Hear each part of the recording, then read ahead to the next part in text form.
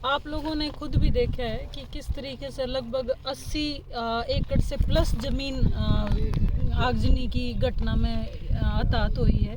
और मैंने लगा है कि 80 एकड़ या 100 एकड़ के आसपास जो ज़मीन है, 3-4 गाँव के लगभग 50-60 परिवार ऐसे हैं जो इस तरह हताहत हुए हैं। और कम से कम मेरे ख्याल में मिर्ज पर के 15-20 परिवार ऐसे हैं। और जो भी ये किसान हैं, कोई 2 एकड़ का जमींदार है, कोई 3 एकड़ का जमींदार है, इस छोटे किसान हैं, कोई भी ऐसा नहीं है कि बड़ा किसान है। और ये घटना ऐसी घटना है कि इंसान एक बार अपने घर से कोई इंसान जाने का सफ़र ज़रूर कर लेता है, लेकिन ये तो आपने कहा मुँह में देकर हमने खोज ली, ये तो मुँह में देकर सबकी में खोज लिया। आप ये बापे देखने लग रहे थे, ये तो एक तरीका से सारा अनाज भाई सोना देकर ना यू काला कर दिया, कोयला कर दिया, राख कर दी। तो सरकार से क्या मांगे जी? मेरी सरकार से ये मांग है, आपने हर जगह आजकल ये घटना आप रोज की रोज देखने लग रहे हैं, होने लग रही हैं।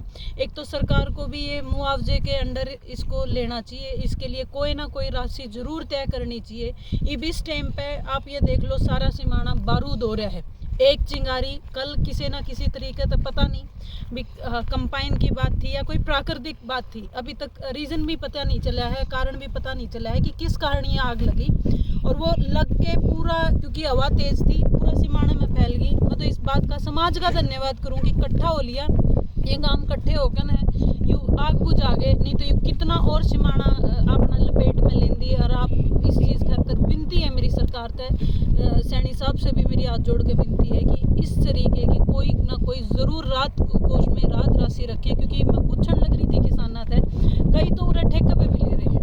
आप 40,000 50,000 ठेका है, और भी कोई दवाई का खर्चा है, बुआई का खर्चा है। आज इनका अगले 1 साल तक घर में दाने भी खरीद कर खाने पड़ेंगे, ठेके भी करते देने। तो मेरी हाथ जोड़ के विनती है, कुछ और नहीं तो इनका कम से कम ठेका तो ज़रूर बढ़ाया जाए। तो अगर सरकार कोई किसानों को मुआवजा नहीं देती तो आप कोई किसानों के लिए कोई आवाज़ उठाने का काम करेंगे? बिल्कुल उठाने का काम करूंगी, क्योंकि मेरे को ये बात कल शाम को ही पता चली थी। मैंने बाई चांस गाँव में मिर्च पर मैं फ़ोन कराया था बात करने खातर। और मैं तो यह बात कहूँगी, अगर हम जो वोट लेने वाले लोग हैं, जो समाज में वोट लेने के लिए घर घर फिरते हैं, अगर हम इस समय भी समाज के लिए खड़े नहीं होंगे तो फिर हमारा फ़ायदा क्या है और क्या हमारा फिर करना है? फिर तो लोगों को वोट देना भी बंद कर देना चाहिए अगर आज हम इस समय पे खड़ा नहीं होते। तो मेरी हाथ जोड़ के जो भी मेरे जैसे लोग हैं, जो समाज में हैं, जो राजनीति करते हैं, जो वोट लेके जाते हैं, इन लोगों की आगे पीड़ा सुने और इनके साथ कंधे से कंधा मिला के खड़े हुए हैं, क्योंकि इससे ज़्यादा ज़रूरत हमारी इन लोगों को नहीं हो सकती।